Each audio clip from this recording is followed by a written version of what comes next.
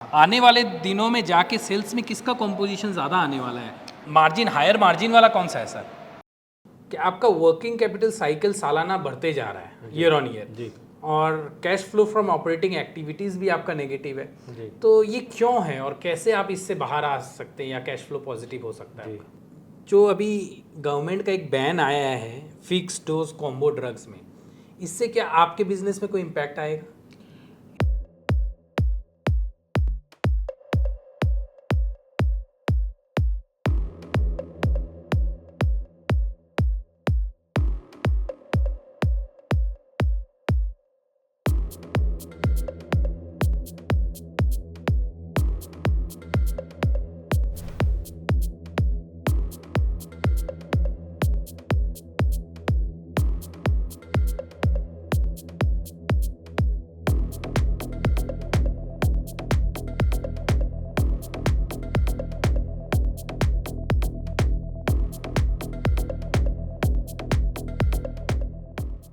नमस्कार दोस्तों, इंदौर मध्य प्रदेश से मैं विष्णु अग्रवाल आपका एक बार फिर से स्वागत करता हूं। दोस्तों, आज हम आए हैं जेनिथ ड्रग्स लिमिटेड में, जो कि एनएससी इमर्ज में लिस्टेड है और कंपनी का मार्केट कैप करीब 150 करोड़ का है। शुरुआत में हम जानेंगे कंपनी के मैन्युफैक्चरिंग प्रोसेस के बारे में, कंपनी क्या क्या मैन्युफैक्चर करती है, और अंत में हम बात करेंगे उनके मैनेजिंग डायरेक्टर से, जहाँ हम जानेंगे कंपनी के फाइनेंशियल्स और आगे कंपनी का क्या विजन है उसके बारे में। दोस्तों, शुरुआत में हम मिलेंगे कंपनी के एग्जीक्यूटिव डायरेक्टर भूपेश सोनी जी से। इससे पहले कि हम डिस्कशन स्टार्ट करें, एक standard disclaimer, this is not a buy or sell recommendation. आपको कंपनी में इन्वेस्ट करना है तो अपना खुद का ड्यू डिलिजेंस ज़रूर से करिए। दोस्तों, हमारे साथ जुड़ने के लिए डिस्क्रिप्शन में आपको व्हाट्सएप का लिंक मिलेगा, क्लिक कीजिए और जुड़ जाइए। तो चलिए मिलते हैं भूपेश जी से। सर, हमारे साथ जुड़ने के लिए बहुत बहुत धन्यवाद, स्वागत है आपका। विष्णु जी, आपका स्वागत है जेनिथ ड्रग्स लिमिटेड में। Thank you so much sir. Zenith drugs limited, thank you sir, पहला सवाल हमारा ये रहता है कि आप क्या बनाते हैं, अपने प्रोडक्ट्स के बारे में बताइए। विष्णु जी, हमारा लास्ट 25 ईयर से जेनिथ ड्रग्स का प्लांट रनिंग है। ओके, और हम लोग यहाँ पे हाई क्वालिटी मेडिसिन का मैन्युफैक्चरिंग करते हैं, ठीक है, जिनमें हमारे पास 6 डोजेस फॉर्म है। ठीक है, डोजेस फॉर्म्स में लिक्विड ओरल्स हैं, सिरप्स हैं, ठीक है, ऑइंटमेंट है, हाँ, ORS पाउडर है, हाँ, हार्ड जेलेटिन कैप्सूल है, ओके, और टेबलेट मैन्युफैक्चरिंग हमने अभी रिसेंटली स्टार्ट किया है। ठीक है। तो ये 6 टाइप्स के, आप अगर मैं अपने लैंग्वेज में बोलूँ तो प्रोडक्ट्स आप बनाते हैं जी, फार्मा जी, में, राइट? सर, क्या कॉम्पोजिशन है इस 6 का? हाईएस्ट कौन सा कंट्रीब्यूटर है टोटल सेल्स में? हाईएस्ट सेल में एज ऑफ नाउ हमारा लिक्विड ओरल्स हैं। अच्छा, इसके बाद सेकंड नंबर पर हमारा ORS पाउडर आता है। हाँ, उसके बाद हमारा कैप्सूल्स है, ऑइंटमेंट का बहुत हाई सेलिंग है हमारा प्रोडक्ट। ओके, अभी टेबलेट में हमको बहुत लंबे एक्सपेक्टेशंस है हमारे जो टेबलेट ग्रुप हमारा नया जुड़ा है उसमें। ठीक है। सर, थोड़ा प्रोडक्ट के बारे में ये बताइए, मतलब लिक्विड ओरल्स जब हम कहते हैं, ORS तो समझ में आता है, लिक्विड ओरल्स जब हम कहते हैं तो लिक्विड ओरल्स का मतलब क्या होता है? लिक्विड ओरल्स का मतलब जो ओरली हम लोग लिक्विड फॉर्म में सिरप होते हैं, सस्पेंशंस होते हैं, कुछ सॉल्यूशंस होते हैं, जो ओरल फॉर्म में हम इंटेक कर सकते हैं, हाँ, उनको लिक्विड ओरल्स की कैटेगरी में रखते हैं। सिरप्स वगैरह, सिरप्स बोलते हैं। हाँ, नॉर्मली ज़्यादातर जो लिक्विड ओरल्स होते हैं ये किड्स के लिए और जो जिनके टेबलेट इंटेक करने में प्रॉब्लम होती है, हाँ, हाँ, उनके लिए होते हैं। या फिर कोई ड्रग अगर टेबलेट फॉर्म में नहीं और लिक्विड फॉर्म में स्टेबल है, हाँ, तो उसको वो रिकमेंड करते हैं लिक्विड ओरल्स के फॉर्म में ऐसा। ठीक है। सर, थोड़ा हम मैन्युफैक्चरिंग प्रोसेस के बारे में आपका इसका जानना चाहेंगे, जी। तो हमें काइंडली सर बताएंगे कि आपका ये मैन्युफैक्चरिंग प्रोसेस कैसे होता है, जैसे starting from the raw material section. Raw material का इन्वर्ट हमारा होता है, हमारे ऑथोराइज वेंडर्स जो अप्रूव्ड वेंडर्स होते हैं, वेंडर अप्रूवल की हमारी एक ड्यू प्रोसेस है जो हमको as per WHO guideline follow करनी पड़ती है। उसके हिसाब से हमारे वेंडर्स फाइनलाइज हैं, सारे लिस्ट ऑफ अप्रूव्ड वेंडर्स हैं। उनसे हमारे रेट नेगोशिएशन होने के बाद रॉ मटेरियल का प्रोक्योरमेंट हम करते हैं। ठीक है, रॉ मटेरियल जैसे ही हमारी फैक्ट्री में टाइम पर अराइव होता है, उसका सबसे पहला प्रोसेस है कि रॉ मटेरियल की क्वालिटी को सारे एस्पेक्ट से चेक करना और ये इंश्योर करना कि रॉ मटेरियल की quality as per parameters due qualify कर रही है। ठीक है। तो रॉ मटेरियल हो गया, उसके बाद रॉ मटेरियल जैसे ही हमारा किसी प्रोडक्ट के लिए सारे रॉ मटेरियल्स और पैकिंग मटेरियल्स हमारे पास प्रोक्योर हो जाते हैं, उसके बाद प्रोडक्शन प्लान आता है। हमारे यहाँ डिस्पेंसिंग का प्रोसेस होता है, जो जैसे जिस दिन उसका बैच प्लान होता है उस दिन उसके पहले डिस्पेंसिंग की एक प्रोसीजर होती है। उसके बाद फिर जिस भी फॉर्म में डोजेस फॉर्म की मिक्सिंग होती है, एक जनरल मिक्सिंग लगभग हर डोजेस फॉर्म में होती है। उसके बाद मिक्सिंग के बाद फिर वो उसकी फर्दर क्वालिटी टेस्ट वापस होती है। अच्छा। जब फिनिश बल्क प्रोडक्ट बोलते हैं उसको। हाँ। बिफोर फिलिंग जो प्रोडक्ट एक स्टोरेज टैंक में या किसी भी उसमें रहता है, हाँ। उसको बल्क प्रोडक्ट बोलते हैं। ठीक है। बल्क की टेस्टिंग होती है फिर वापस। ओके। उनके भी ड्यू पैरामीटर्स रहते हैं कि किस पैरामीटर पे क्या टेस्ट के रिजल्ट होने हैं। ठीक है। सारे पैरामीटर क्वालिफाई होने के बाद फिर वो फिलिंग के लिए क्लियरेंस होता है उसका, फिर फिलिंग होती है उसकी, और फिलिंग के बाद, फिलिंग मतलब इसको बोल सकते हैं कि प्राइमरी पैकिंग होती है। ठीक है। प्राइमरी पैकिंग के बाद फिर वो सेकेंडरी पैकिंग और फाइनल पैकिंग के लिए आगे चले जाता है, जिस भी सेक्शन का प्रोडक्ट है वो। मैन्युफैक्चरिंग प्रोसेस के बारे में आपने बताया, हम यहाँ पे कुछ वेसल्स देख पा रहे हैं। जी, जी। ठीक है, थोड़ा हमें ये वेसल्स के बारे में बताइए, और एक कोई भी आप इतने सारे प्रोडक्ट्स बनाते हैं तो एक प्रोडक्ट के बारे में पूरा थोड़ा हमें मैन्युफैक्चरिंग प्रोसेस पूरा स्टेजेस वाइज बताइए। जी डेफिनेटली। जिस एरिया में हम लोग खड़े हैं अभी, हमारा सिरप मैन्युफैक्चरिंग एरिया है। ठीक है। जहाँ हम लोग सिरप का मतलब एक लिक्विड एरोल फॉर्म का मैन्युफैक्चरिंग करते हैं। ठीक है। सिरप में से मैन्युफैक्चरिंग का बेसिक प्रोसेस ये है कि most of the syrup contain करती है शुगर। ओके। उसका बेस जो होता है वो शुगर होता है। हाँ। तो जो हम लोग यहाँ से हमारा लाइन स्टार्ट हो रहा है, हाँ। ये जो हमारा फर्स्ट टैंक है ये शुगर डिजॉल्विंग टैंक है। ठीक है। जिसमें हमका शुगर का डिजोल्यूशन होता है हाई टेम्परेचर पे। ठीक है। और उसका फिल्टर होने के बाद ये फिर शुगर इसमें ट्रांसफर होता है और इसमें बाकी इंग्रेडिएंट्स का एडिशन होता है हमारा। ओके। जितने भी अदर इंग्रेडिएंट्स रहते हैं, ठीक है।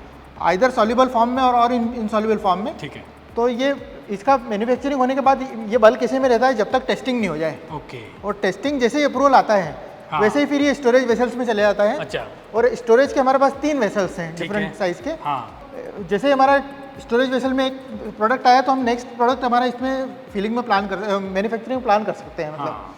तो ये स्टोरेज, और यहाँ से फिर हमारी फिलिंग लाइन डायरेक्ट कनेक्टेड है। ठीक है, जिसमें वहाँ से फिर वो फिलिंग हो जाती फिलिंग हो जाता है। और फिर वो डिस्पैच मतलब पूरा हाँ, पैकिंग होके वो रेडी पैकिंग टू और डिस्पैच। डिस्पैचेस होता है, जो शिपर्स बनते हैं उसके प्रायर बॉटल की वॉशिंग जरूर है। वो साइड में हमारी लाइन बॉटल वॉशिंग की भी लाइन है। सर हम जहाँ खड़े हैं ये नई यूनिट है आपकी। जी डेफिनेटली। ये एक पुरानी यूनिट भी है। हाँ जी। थोड़ा हमें आप अपनी कैपेसिटी के बारे में बताएंगे प्रोडक्ट वाइज। जी जी। जितने टाइप्स आप बनाते हैं और क्या कैपेसिटी में आप अभी यूटिलाइज या चल रहे हैं? अभी हमारा जो लिक्विड ओरल है, जो हाईएस्ट कंट्रीब्यूटिंग है सेल्स में, उसके अराउंड 8 मिलियन पर मंथ का यूनिट हमारी कैपेसिटी है। बॉटल्स? हाँ 8 मिलियन पर मंथ, मतलब 80 लाख के अराउंड हाँ। बॉटल्स की कैपेसिटी है। टैबलेट जो हमारा है, जो इंस्टॉल कैपेसिटी है वो अराउंड 30 मिलियन पर मंथ है मतलब। ओके।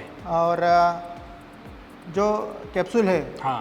कैप्सूल सेक्शन में हमारे 4.5 million 4.5 CR per month capsule का प्रोडक्शन है। ओके। लिक्विड एक्सटर्नल में भी हम लोग लगभग 4 मिलियन पर मंथ की कैपेसिटी हमारी लिक्विड एक्सटर्नल में भी है। और इसके अलावा ORS पाउडर जो है वो हमारा अराउंड 1.5 करोड़ पर मंथ का मैन्युफैक्चरिंग कैपेसिटी इंस्टॉल्ड है। हाँ। ORS पाउडर में हमारी 100% कैपेसिटी का यूटिलाइजेशन चल रहा है अभी, क्योंकि अभी पीक सीजन का टाइम है। थोड़ा सा सीजनल प्रोडक्ट है इसलिए ORS सीजनल है, हाँ, गर्मियों में ज़्यादा डेफिनेटली। तो गर्मियों का प्रोडक्ट है। बाकी लिक्विड अभी टेबलेट हमारा अभी लेटेस्ट में इंस्टॉल हुआ है, और लिक्विड की ये वाली फैसिलिटी लेटेस्ट में थोड़ा सा इसमें कैपेसिटी कंज्यूम होना बाकी है। आने वाले दिनों में जाके सेल्स में किसका कॉम्पोजिशन ज़्यादा आने वाला है? डेफिनेटली लिक्विड ओरल्स का और टेबलेट का कंट्रीब्यूशन हायर होने वाला जो है इस प्लांट में? जी जी। ओके। और ORS ऑफकोर्स हमारा बहुत USP प्रोडक्ट है। हाँ। मतलब हमारा ऑल इंडिया प्रोडक्ट में तीनों वर्टिकल्स में हम लोग काफ़ी सारा सेल करते हैं। इनफैक्ट ORS एक्सपोर्ट में भी हमारा काफ़ी सारा जा रहा है अभी। तो मार्जिन, हायर मार्जिन वाला कौन सा है सर? देखिए मार्जिन तो प्रोडक्ट टू प्रोडक्ट डिपेंड करता है, हाँ। Cycle to cycle. But as of now liquid oral is a good contributing, and ORS is also a significant contribute to the margins. Yes. ठीक है सर, अब थोड़ा हम बिजनेस के बारे में जानना चाहेंगे, जहाँ थोड़ा फाइनेंशियल्स के बारे में बात करना चाहेंगे। तो आगे हम बात करें फाइनेंशियल्स के बारे में और बिजनेस के बारे में। बिजनेस और फाइनेंशियल्स के बारे में मेरे पार्टनर, मेरे कलीग, हाँ, मैनेजिंग डायरेक्टर कंपनी के संदीप भारद्वाज जी आपको फर्दर ब्रीफ करेंगे। ठीक है ना? तो हम संदीप जी से मिलते हैं। जी जी। आपने अपना समय दिया और हमें बताया, बहुत बहुत धन्यवाद। Thank you very much. Thank you. Thank दोस्तों आशा करता हूँ आपने चैनल को सब्सक्राइब कर लिया और वीडियो को लाइक कर लिया अभी तक। दोस्तों अब हम जा रहे हैं संदीप जी के पास, जो कि कंपनी के मैनेजिंग डायरेक्टर है, और हम समझेंगे कंपनी के फाइनेंशियल्स और आगे क्या विजन है उसके बारे में जानेंगे। चलिए मिलते हैं संदीप जी से। चलिए सर। ठीक है, थैंक यू।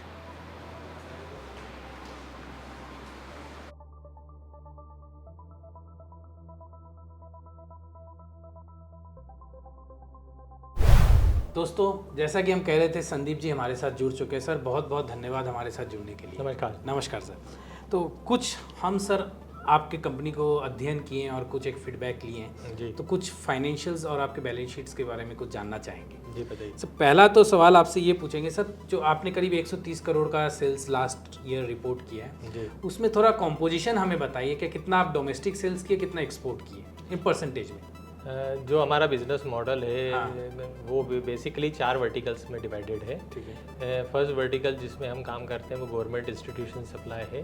ये डोमेस्टिक का ही पार्ट है एक्चुअली, और इसमें अराउंड हमारा कंट्रीब्यूशन 50% के करीब है रेवेन्यू का। ठीक है। एंड फिर इसके बाद वाइट लेबलिंग है हमारे पास, जिसमें हम लोगों का कंट्रीब्यूशन आता है 22% के अराउंड। अच्छा। और फिर उसके बाद हमारी ओन डोमेस्टिक जेनरिक की मार्केटिंग है, जिसमें हमारा करीबन 20% के करीब कंट्रीब्यूशन आता है। एंड रेस्ट जो आता है वो हमारा एक्सपोर्ट से आता है। ठीक है। तो जो जेनरिक है वो पूरा आप अपना ओन ब्रांड में करते हैं? जी हाँ, ओन ब्रांड में हमारा। ठीक है सर, ये तो कॉम्पोजिशन सेल्स का बात बताए सर, थोड़ा हमें मार्जिन्स के हिसाब से बताइए कि हाईएस्ट मार्जिन कंट्रीब्यूटर कौन है आपके इसमें? मार्जिन्स लगभग हमारे सारे वर्टिकल्स में सेम है, बट एक्सपोर्ट में ज़्यादा रहता है मार्जिन। और एक्सपोर्ट में एक्चुअली रेगुलेशंस के हिसाब से हमारी जो प्रोडक्ट बास्केट थी वो अभी थोड़ी सी कंप्लीट नहीं थी, क्योंकि हमारे पास कुछ प्रोडक्ट लाइन कम थी। लेकिन अब हमने जैसे हमारे एक्सपेंशंस हो गए हैं, तो अब हमारे पास प्रोडक्ट बास्केट कंप्लीट हो गई। तो हम एक टारगेट कर रहे हैं मतलब ROW कंट्रीज़ में फॉर नेक्स्ट ईयर, जिसमें हमारा एक्सपोर्ट का टारगेट है कि हम 20 से 25% का कंट्रीब्यूशन एक्सपोर्ट में लेके आएंगे। और ये आप यूएस में नहीं एक्सपोर्ट करते? नहीं, क्योंकि इसलिए पूछ रहा हूँ कि अभी काफ़ी टैरिफ वॉर चल रहा है इस।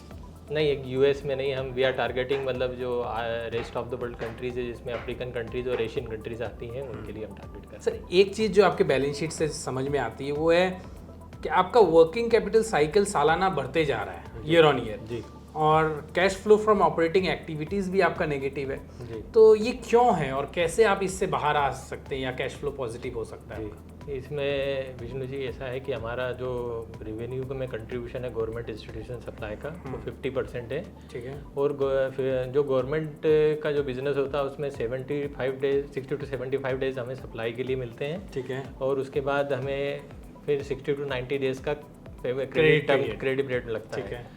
तो ये करीबन 150 डेज के अराउंड पहुंच जाता है। ठीक है। इसलिए साइकिल बढ़ा है, और जैसे जैसे बिजनेस बढ़ रहा है तो इसमें इसका इन्वॉल्वमेंट बढ़ रहा है, मतलब परसेंटेज भी बढ़ रहा है। ठीक है। तो इसको कंट्रोल करने के लिए हम लोगों ने एक टारगेट लिया है कि हम इस गवर्नमेंट बिजनेस का रेवेन्यू को 25% तक लेके आएंगे नेक्स्ट 1.5 ईयर में, और इसको रिप्लेस हम एक्सपोर्ट और वाइट लेबलिंग से करेंगे मतलब। ठीक है। तो अभी आपने वो प्रोसेस ऑलरेडी स्टार्ट कर दिया, कैसे कोई रोड मैप किया है कि कैसे आप एक्सपोर्ट पे काम करने वाले हैं या कैसे आप वाइट लेबलिंग्स के कस्टमर्स नहीं लाने वाले, क्योंकि 50% एक बहुत बड़ा अमाउंट होता है, आपका फैक्ट्री भी उन्हीं से चल रही है। जी जी। हाँ, थोड़ा इसका कुछ रोड मैप। इसमें हमने जो एक्सपोर्ट में करीबन 8 to 10 कंट्रीज को टारगेट जो किया है, उसमें हमारे रजिस्ट्रेशन प्रोसेस अंडर प्रोसेस हैं अभी। ठीक है। तो ये इस ईयर में मुझे लगता है कि ये सब कन्वर्ट हो जाने चाहिए। ओके। तो वहाँ से हमारा एक बिजनेस रेवेन्यू स्टार्ट हो जाएगा। तो और इसके अलावा हमने कुछ बड़े क्लाइंट्स हैं जो फार्मा में MNCs हैं, उनको हमने हमारे अप्रोच कर रखा है, तो वाइट लेबलिंग में हमारे बिजनेस को कंट्रीब्यूट करेंगे। ठीक है, ये चीज़ सर समझ में आई। 2024 की जब हम बैलेंस शीट देते हैं सर, एक सब्सटेंशियल राइज दिखा था आपके सेल्स में, ऑपरेटिंग मार्जिन में भी। तो थोड़ा हमें बताएंगे कि ये कहाँ से आया जंप, और क्या ये सस्टेनेबल है या आगे आपको मार्जिन एक्सपेंशन दिखता है आपके बिजनेस में? जी हाँ, मार्जिन एक्सपेंशन इसलिए दिख रहा है क्योंकि हमारा पहले कैपेसिटी यूटिलाइजेशन हुआ है, जिसके कारण से, क्योंकि ऑपरेटिंग एक्सपेंस तो हमारे जो प्लांट के थे वो थे ही, ठीक, जैसे कैपेसिटी यूटिलाइजेशन बढ़ा तो पर मार्जिन बढ़ गए। अब क्योंकि हमारा नया कैपेक्स आया है और नए कैपेक्स का भी अभी कैपेसिटी यूटिलाइजेशन इस साल में होगा, तो हमारे मार्जिन फर्दर सस्टेनेबल भी रहेंगे और ग्रोथ भी दिखेगी और बढ़ेगी। 21 करोड़ का करीब आपका कैपिटल वर्क इन प्रोग्रेस था लास्ट ईयर के बैलेंस शीट में, जो कि हम केपेक्स बोल रहे हैं। तो क्या स्टेज पे है आपका केपेक्स? क्या पूरा केपेक्स आपका कंप्लीट हो गया, कमीशनिंग आप स्टार्ट कर दिए, अभी भी केपेक्स बाकी है? नहीं, केपेक्स हमारा वो वाला जो था वो हो चुका है। हाँ। और उसमें प्रोडक्शन आ चुका है, और हम उसको अराउंड 50% की कैपेसिटी पे अभी हम उसका यूटिलाइजेशन भी करने चालू हो गया हमारा। सर एक प्रश्न बहुत ज़रूरी है, क्योंकि आपने केपेक्स करने के लिए कुछ लोन्स लिए थे और आपका इंटरेस्ट भी बढ़ा है। तो कैसे आप आगे आने वाले दिन में, मतलब क्या रोड मैप आपने रखा है कि कैसे आप इसे चुकाएंगे, या क्या आगे फाइनेंस में आपका इंटरनल एक्रूवल से कैसे आप बिजनेस को ग्रो करने जा रहे हैं? एक्चुअली हमारी जैसे जैसे बास्केट कंप्लीट होगी, जैसे फार्मा में हमारे पास सबसे बड़ा प्रोडक्ट टेबलेट अभी तक नहीं था, जो कि मेजर कंट्रीब्यूटर है मतलब सेल्स में। तो ये उसके आने से हमारी बास्केट और हमारी प्रोडक्ट लाइन बहुत मजबूत हुई है। और उसके बाद भी हमारा एक केपेक्स अभी जैसे हायर एंटीबायोटिक्स का हम ला रहे हैं मोहना में। अच्छा। तो उसके आने के बाद हमारी सुपर स्पेशलिटी में भी हमारी एंट्री थोड़ी स्ट्रांग हो जाएगी। ओके। तो वहाँ से हमें मार्जिन भी इम्प्रूव होंगे और हम लोगों की मतलब स्ट्रेंथ भी आएगी। तो उससे हमारी ये जो केपेक्स है और ये जो इनका पे ऑफ है लोन्स के, वो आराम से हो जाएंगे। मतलब सर एक सवाल ये है, क्या जो अभी गवर्नमेंट का एक बैन आया है फिक्स डोज कॉम्बो ड्रग्स में, इससे क्या आपके बिजनेस में कोई इम्पैक्ट आएगा?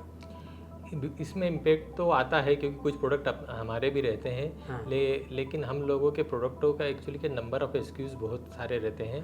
तो जैसे अगर हम 100 प्रोडक्ट सेल कर रहे हैं, उसमें अगर 2 प्रोडक्ट का कंट्रीब्यूशन किसी कारण से बंद भी हो जाता है तो उसका इम्पैक्ट इतना सिग्निफिकेंट रहता है तो वो रिप्लेस होकर दूसरी से हम उसको मैचअप कर सकते हैं। बहुत सिग्निफिकेंट इम्पैक्ट नहीं है हम लोगों पे नहीं है, जिनके मेजर कंट्रीब्यूशन उसमें आता है उनके लिए रहता है।